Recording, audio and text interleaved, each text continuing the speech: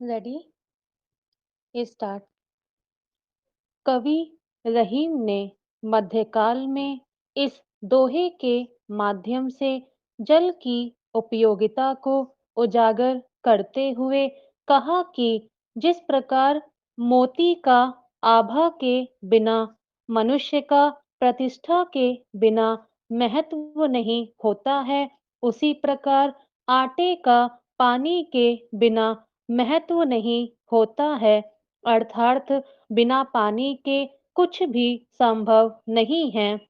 यह वर्तमान में भी प्रासंगिक है, क्योंकि जल के महत्व को नहीं समझने के कारण ही भारत भूजल संकट के द्वार पर खड़ा है।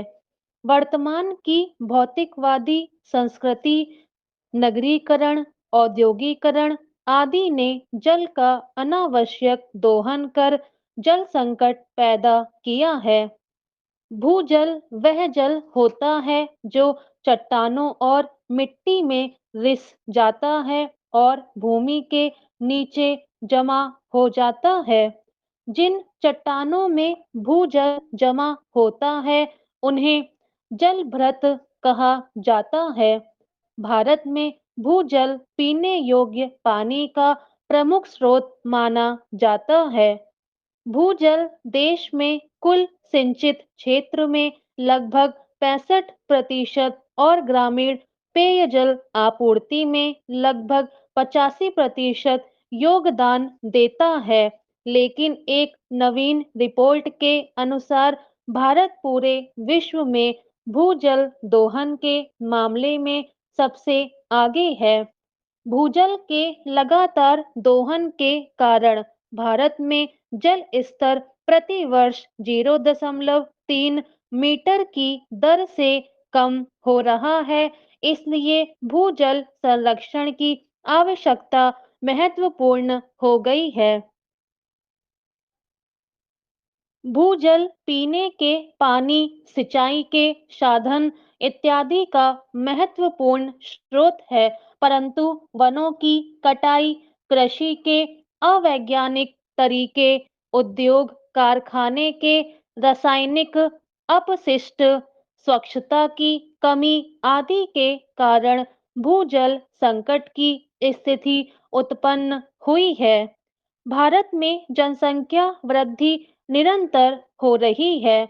लगभग 80% जनसंख्या की पानी की जरूरत भूजल से पूरी होती है, लेकिन यह भूजल निरंतर कम हो रहा है, साथ ही प्रदूषित भी। ऐसे में बेहतर जल प्रबंधन से भूजल संरक्षण करने की जरूरत है। नीति आयोग के अनुसार देश की लगभग आधी आबादी को पानी की गंभीर समस्या झेलनी पड़ती है।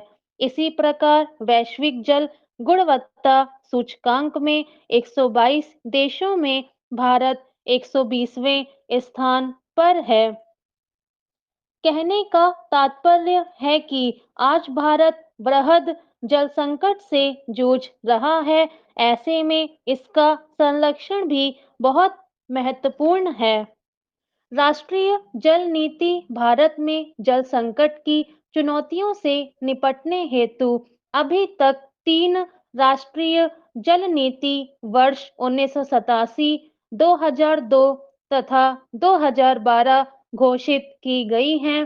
साथ ही कुछ राज्यों ने भी अपनी स्वयं की जल नीति बनाई है।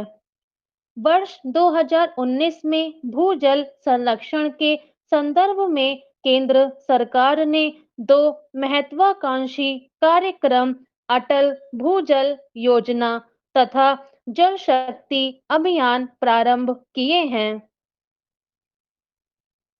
प्रधानमंत्री नरेंद्र मोदी ने 25 दिसंबर 2019 को पूर्व प्रधानमंत्री अटल बिहारी वाजपेयी की 95वीं जयंती के अवसर पर नई दिल्ली में आयोजित एक समारोह में अटल भूजल योजना आरंभ की।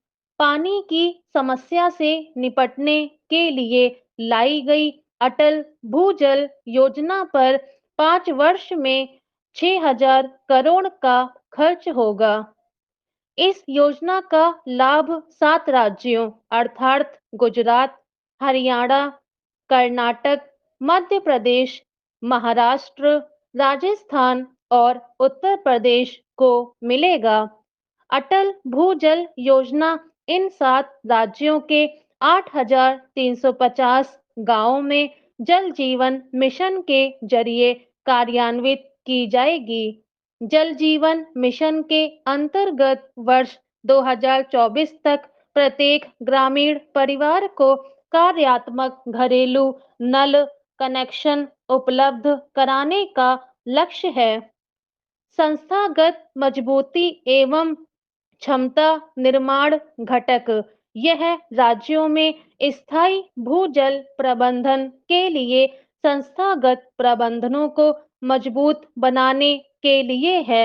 इसमें नेटवर्क निगरानी और क्षमता निर्माण में सुधार तथा जल उपयोगकर्ता संघों को मजबूत बनाना शामिल है। देश में जल संकट को देखते हुए भारत सरकार ने 1 जुलाई 2019 को ऊर्जा सुरक्षा की तर्ज पर जल सुरक्षा के लिए एक महत्वपूर्ण योजना के रूप में जल शक्ति अभियान की शुरुआत की, जिसमें अन्य घटकों के अतिरिक्त भूजल संरक्षण एक महत्वपूर्ण घटक है। इस अभियान को दक्षिण पश्चिम मानसून के दौरान वर्षा प्राप्त करने वाले राज्यों में 1 जुलाई से 15 सितंबर तक, जबकि उत्तर पूर्व मानसून से वर्षा प्राप्त करने वाले राज्यों में 1 अक्टूबर से 30 नवंबर तक संचालित किया जाएगा। इसके अंतर्गत गंभीर रूप से जल स्तर की कमी से जूझ रहे 313 ब्लॉकों को शामिल किया जाएगा। 1,186 ऐसे ब्लॉक भी शामिल किए जाएंगे जहां भूजल का अत्यधिक दोहन हुआ है। साथ ही 94 जिले ऐसे हैं जहां भूजल स्तर काफी नीचे चला गया है। मोबाइल एप्लीकेशन के जरिए इस कार्यक्रम की रियल टाइम निगरानी की जा सकेगी तथा इसे डैशबोर्ड पर भी देखा जा सकेगा।